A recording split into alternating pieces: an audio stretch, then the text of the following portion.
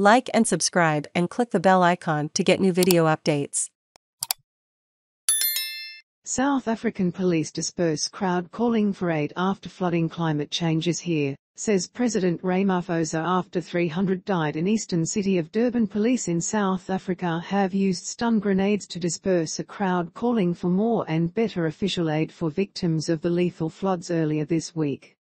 The demonstration on Thursday briefly blocked a major highway in the eastern city of Durban, where more than 300 people have died in flooding in recent days. The president, Cyril Ramaphosa, described a catastrophe of enormous proportions, and attributed the disaster to the climate emergency. South Africa is bracing for more heavy rain in districts hit by the record-breaking rainfall earlier this week. It is telling us that climate change is serious. It is here, Ramaphosa said as he visited the flooded metropolitan area of eThekwini, which includes Durban, on Wednesday.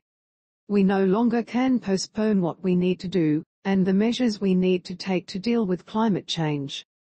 Analysts have frequently raised concerns that climate change will place huge stress on already unstable or weak countries, worsening existing problems and forcing cash-strapped governments to use scarce resources to offer relief or rebuild after extreme weather events. The South African Weather Service has warned of continuing high wind and rain, bringing the risk of more flooding in KwaZulu Natal and some other provinces over the Easter weekend. Meteorologists said the flooding had taken them by surprise. Some parts of KwaZulu Natal recorded almost their average annual rainfall in 48 hours. While impact-based warnings were indeed issued in a timely manner, it appears that the exceptionally heavy rainfall exceeded even the expectations of the Southern African meteorological community at large, a statement from the Weather Service said.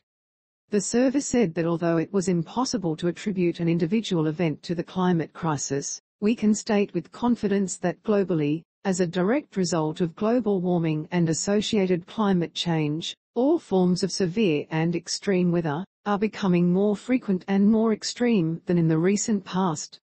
In other words, heavy rain events such as the current incident can be expected to recur in the future and with increasing frequency.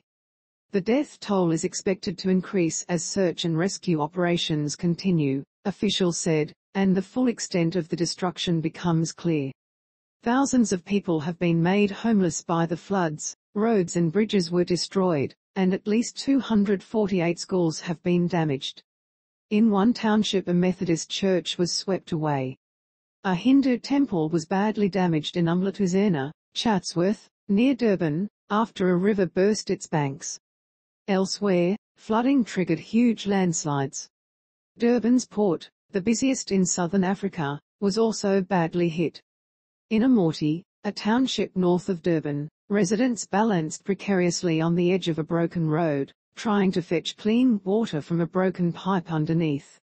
The flooding destroyed water pipes and power cables across large parts of Durban and the surrounding eThekwini metropolitan area, and it will take at least a week to restore those services, officials in Durban said. NGOs were scrambling on Thursday to bring relief to badly hit communities. The damage to Durban and the surrounding eThekwini metropolitan area is estimated at R757 million, £39 million, the mayor of eThekwini, Mxolisi Kaunda, said on Thursday.